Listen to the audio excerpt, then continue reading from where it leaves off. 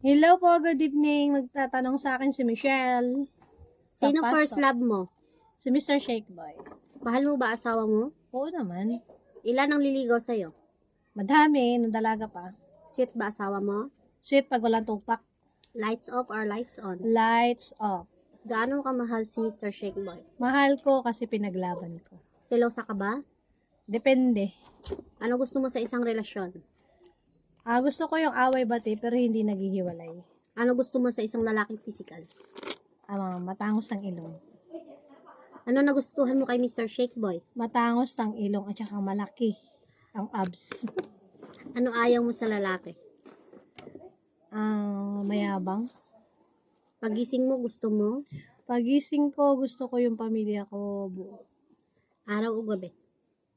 Parehas. Masipak mo talino? Parehas din. Ano pinakagusto mo sa physical na kanyo ni Mr. Shake Boy? Matangos ang ilong tsaka charming. Happy moments mo? Pagkasama ko yung pamilya ko, yung mga kapatid ko, magulang ko, tsaka yung mga anak ko, asawa ko. Malambing ka ba? Oo, malambing. Sino mahal mo? Tatay mo, nanay mo? Parehas. Paborito part mo kay Mr. Shake Boy? Mukha. Paborito mo pagkain? Pagkain. Mga gulay. Paborito mong kanta? Parting time. Saan mo gusto mag-tour? Sa Germany, America, Canada, at Pangarap- Korea. Pangarap na gusto mong puntahan? Bansa. Yun na, kanina. Bansa. Malaki o maliit? Siyempre malaki ang pagmamahal. Masikreto ka ba? Depende sa masikreto, pero depende rin sa sikreto na pinano sa akin. Suplada ka ba?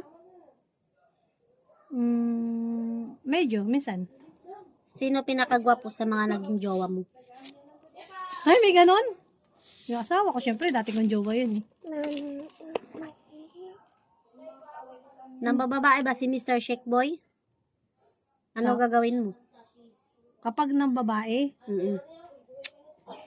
ay di iwanan ko. Sino ba babae magtitiis sa asawa?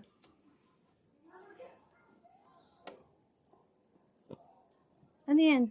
Ikaw. Basahin mo. Naniniwala ka ba? Naniniwala ka ba sa second chance? Oo, sa second chance, pag una pa lang kasi, pagkakamali na yon. Pagkakamali pa lang. Pero pag second chance, inulit mo pa, sakit no na yun. Hindi yun second, na yun eh, hindi na deserve. Kontento ka ba sa pag-ibig mo ngayon? Kontento, basta matino yung asawa. Mahal mo ba pamilya mo? Oy, syempre. Thank you po.